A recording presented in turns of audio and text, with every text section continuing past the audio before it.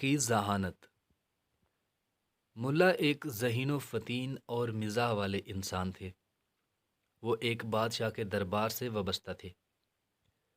بادشاہ نے اپنی سالگرہ پر اپنے وزراء، امراء اور درباریوں کو بہت سے انعامات سے نوازا اور عوام کو بھی کئی ٹیکس معاف کر دیے اور بہت سے قیدی رہا کر دیے۔ یہ انعام و کرام پا کر ملا قریبی ریاستوں کے سیاحتی دورے پر چلے گئے۔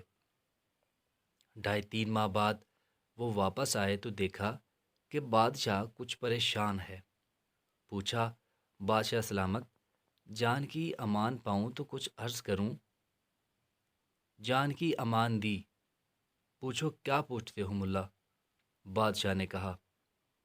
بادشاہ سلامت، مجھے آپ کچھ پریشان لگ رہے ہیں، آپ کچھ بتانا پسند کریں گے؟ ہاں بھائی ملا، پریشانی تو ہے۔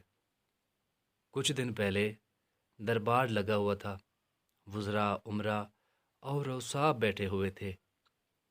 ہمیں ایک ڈھول والے نے لاجواب کر دیا۔ وہ کیسے؟ ملا نے پوچھا۔ اس طرح سے کہ اس نے دربار میں آ کر کہا، بادشاہ کا اقبال بلند ہو، اللہ آپ کی بادشاہی تا قیامت قائم رکھے۔ ہم نے سمجھا کچھ انعام کے لالچ میں ہے۔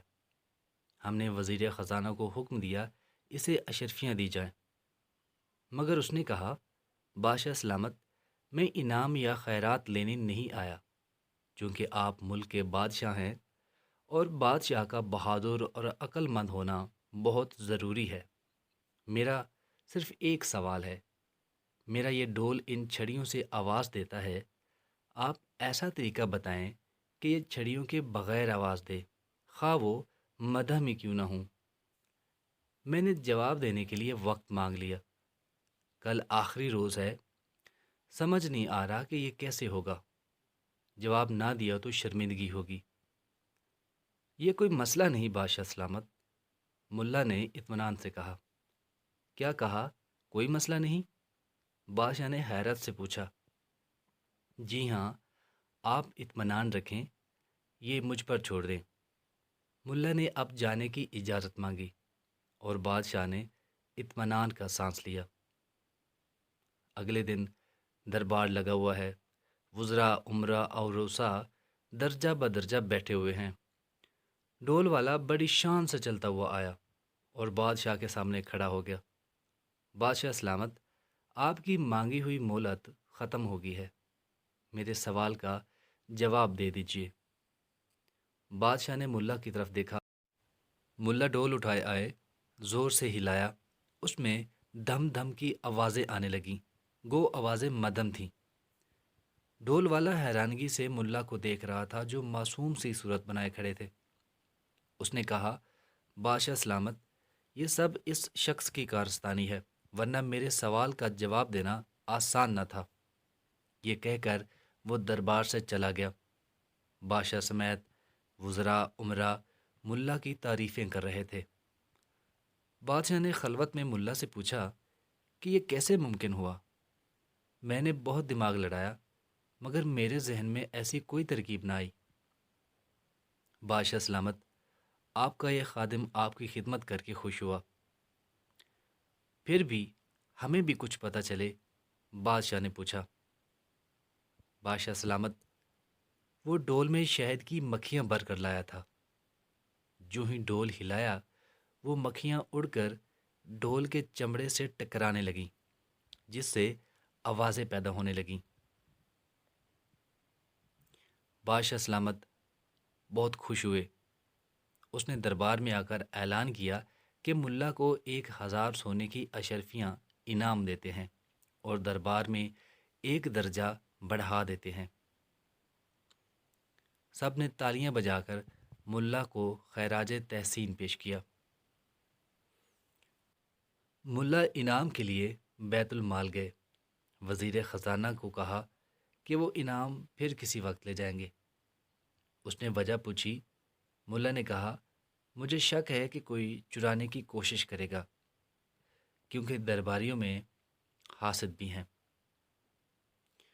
ملا رات کو سو رہے تھے، ان کا شک صحیح نکلا۔ ایک نقاب پوش ان کے کمرے میں گھس گیا۔ ملا کی آنکھ کھل گئی۔ اس نے پوچھا، بتاؤ ملا، کہاں ہیں وہ اشرفیاں؟ ملا نے مسکراتے ہوئے کہا، وہ کمرے میں چھپا رکھی ہیں، وہ لے جانا، مجھے بادشاہ اور دے دے گا، تمہارا بھلا ہو جائے گا۔ نقاب پوش یہ سن کر خوش ہو گیا۔ پھر جلدی سے بتاؤ کہاں ہیں؟ وہ بولا۔ بتاتا ہوں، پہلے مجھے ایک خواب کی تعبیر بتاتے جاؤ۔ ابھی تمہارے آنے سے پہلے میں خواب دیکھ رہا تھا۔ جلدی سے بتاؤ خواب کیا تھا، اگر ممکن ہوا تو ضرور بتاؤں گا۔ ملا نے گلا صاف کیا اور کہا، وہ ایک تاریک جنگل میں جا رہا تھا۔